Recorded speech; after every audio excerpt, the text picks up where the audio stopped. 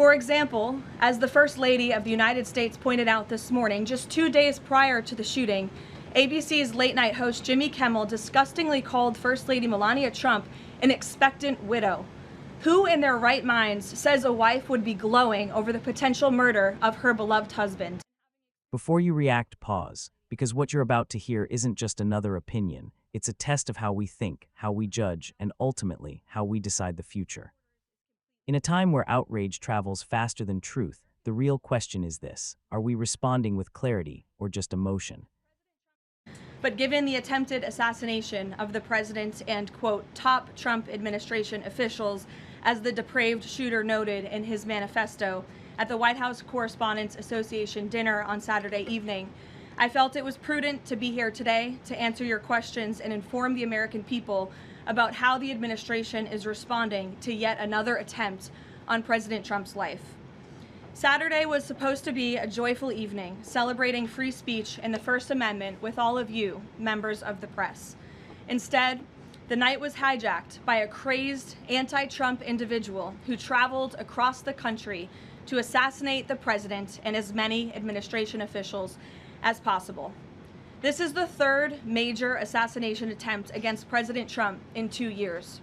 No other president in history has faced such repeated, serious attempts on his life.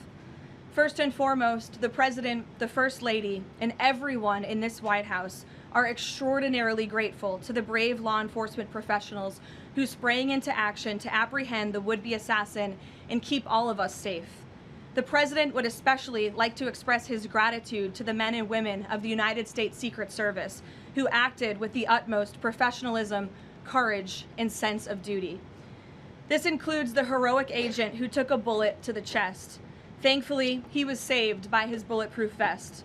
Minutes after returning here to the White House to the Oval Office, despite fighting Secret Service to try to stay and keep the dinner going on Saturday, ahead of addressing you here in the briefing room, President Trump was intent on speaking to this brave agent to ensure he was okay, and the agent assured the president that he was.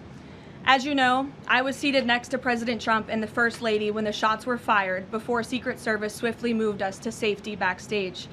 The president's calm in the face of chaos, while yet another individual was trying to take his life, was really remarkable to witness, and it's something I will never forget.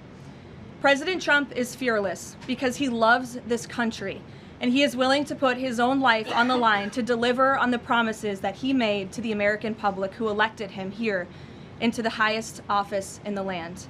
And while we are blessed to have a fearless president, we should not live in a country where such constant fear of political violence permeates our society every single day. We can and we should have fierce disagreement in this country. As you all know, we disagree often, myself in this role and all of you in the news media, but those disagreements must remain peaceful. Debating, peaceful protesting, and voting are how we need to settle disagreements, not bullets. Nobody in recent years has faced more bullets and more violence than President Trump.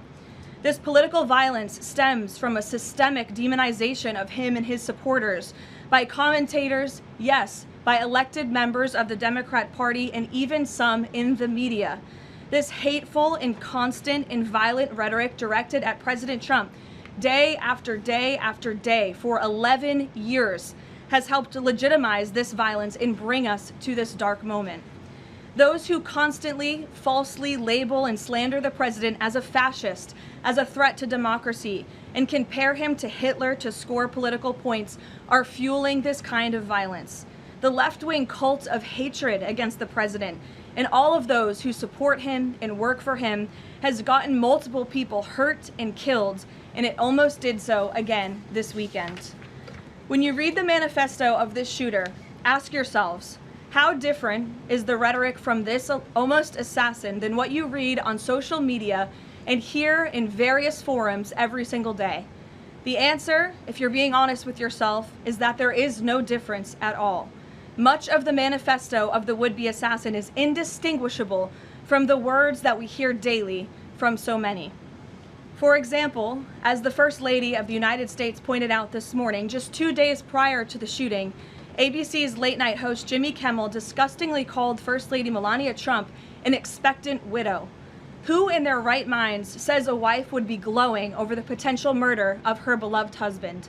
And having experienced what I did with the First Lady on Saturday night, I can tell you that she was anything but that. This kind of rhetoric about the president, the First Lady, and his supporters is completely deranged, and it's unbelievable that the American people are consuming it night after night after night. As President Trump said on Saturday night at this podium, we as Americans must recommit ourselves to resolving our differences peacefully and uniting around the shared values that make our country great.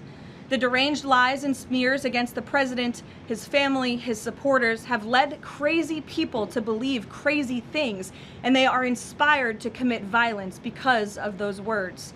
It has to The speaker's stop. argument deserves more than a surface-level reaction. At its core, it challenges a pattern we've seen repeatedly, moments where public discourse becomes saturated with emotion, often at the expense of reason. This isn't about dismissing feelings. Emotions are valid and human. But when they dominate decision-making, especially on complex national issues, they can distort facts, oversimplify nuance, and lead to conclusions that don't hold up under scrutiny. The speaker is urging a return to disciplined thinking, where evidence, context, and logic guide the conversation.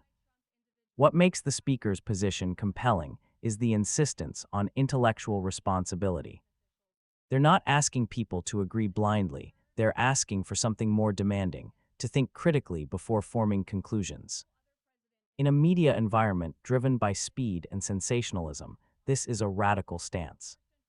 It means resisting the urge to react instantly, questioning narratives that feel emotionally satisfying, and recognizing that truth is often more complex than it first appears. That approach doesn't weaken democracy, it strengthens it. For Americans, this is a crucial moment of self-reflection. The strength of any society lies not just in its freedoms, but in how responsibly those freedoms are exercised. When emotion overrides judgment, it becomes easier to be misled, manipulated, or divided. But when citizens commit to thoughtful analysis, when they slow down, verify information, and engage with opposing perspectives, the entire system becomes more resilient. This isn't about choosing sides, it's about choosing clarity over confusion. Because in the end, the future isn't shaped by the loudest voices or the strongest feelings. It's shaped by those willing to think deeper, question harder, and act with deliberate understanding. And that responsibility belongs to everyone. So the challenge is simple, but not easy. Don't let emotion make your decisions for you. Let it inform you, yes, but never control you.